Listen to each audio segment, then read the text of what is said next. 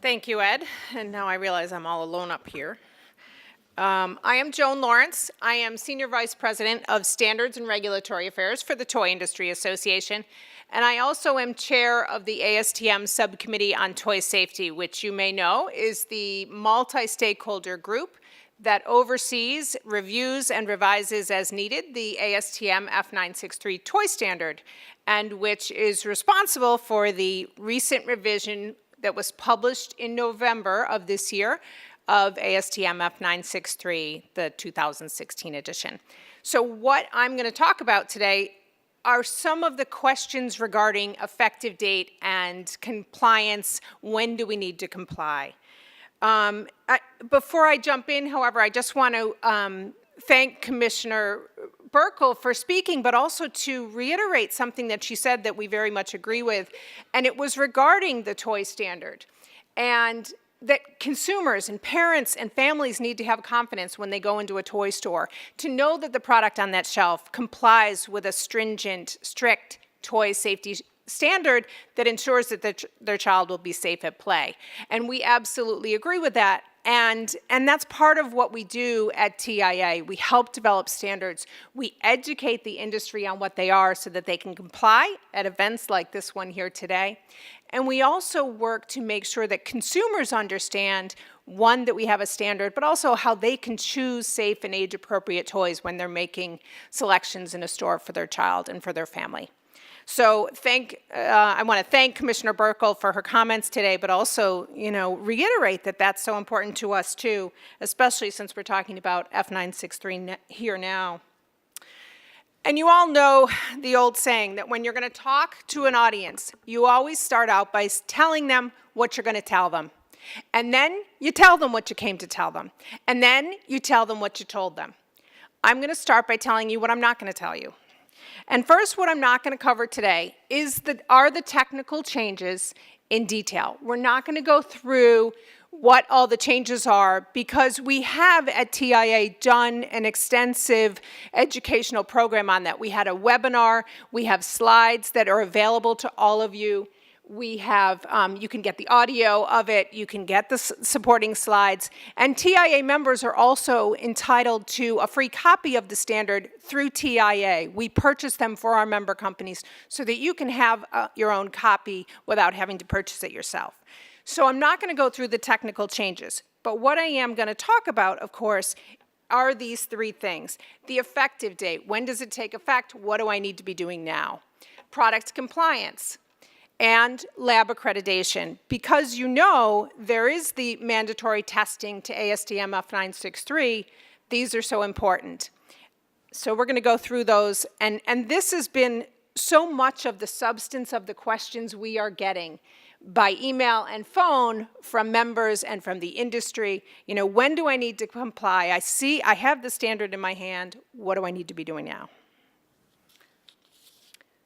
So, you may know that ASTM F963 is a mandatory standard under the Consumer Product Safety Improvement Act passed in 2008.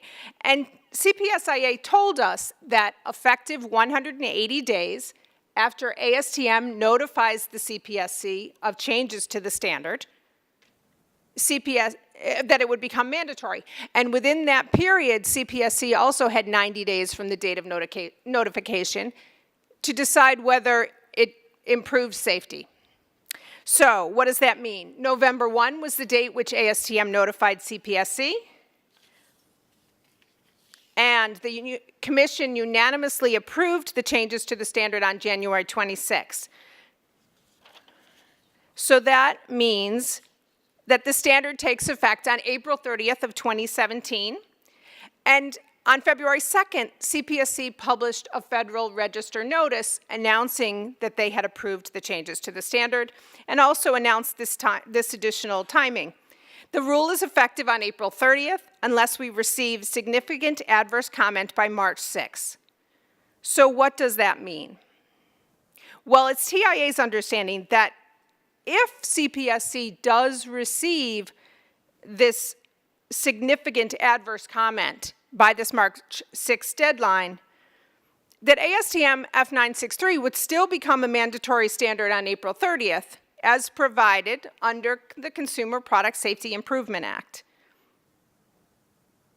What CPSC is talking about for the comment period applies to the direct final rule. So it still becomes mandatory. It just will determine whether the direct final rule becomes mandatory on that same date. What does it mean to you? April 30th, 2017 is the effective date. It changes nothing in terms of your compliance. So, the other thing that the Federal Register told us is about testing and accreditation of labs to test for the changes to the standard, to test to the new edition. The Federal Register notice told us that CPSC will accept testing to support product certifications for F963, the 2016 edition, if the test lab is already CPSC accredited for those same sections in the 11 edition.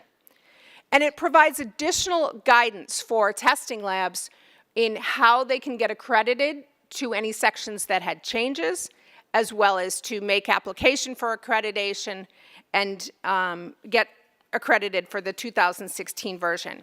And we understand from our member companies that already labs are doing testing to the 2016 edition, and toy companies are seeking testing to be sure that they're in compliance before April 30th. But again, back to the effective date. The effective date is April 30th, and it's a prospective application of the requirements. What does that mean? It will not be enforced. It is our understanding from CPSC opinion that we've received that it will not be enforced retrospectively. That is, it applies to product produced on or after April 30th of 2017.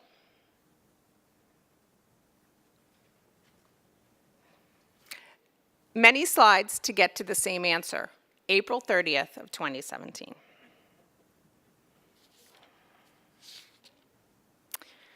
Okay, and one last thing I'd like to say, now that we've talked about that. There are some minor corrections that are editorial corrections that have been identified since the publication of the 2016 edition. I'll give you an example of the type of minor correction I'm talking about. A section reference that will say, see section 8.14.2 when it meant 0.3. So it's pretty clear to the reader that, oh, it's supposed to be this one right next to it. So it's things like that that don't change the substance and don't change compliance to it, but are just minor editorial corrections that are needed. So we've been working with ASTM on these. We will likely be issuing a document outlining them. And if anybody has any questions regarding them, please let us know. You can send us an email. Some of you have already reached out to us by email inquiring and confirming what your correct understanding is. And I encourage you to continue to do that. It's my expectation that either TIA or ASTM will issue a list of these little corrections that are needed. But they don't change the substance of the standard. They don't change compliance.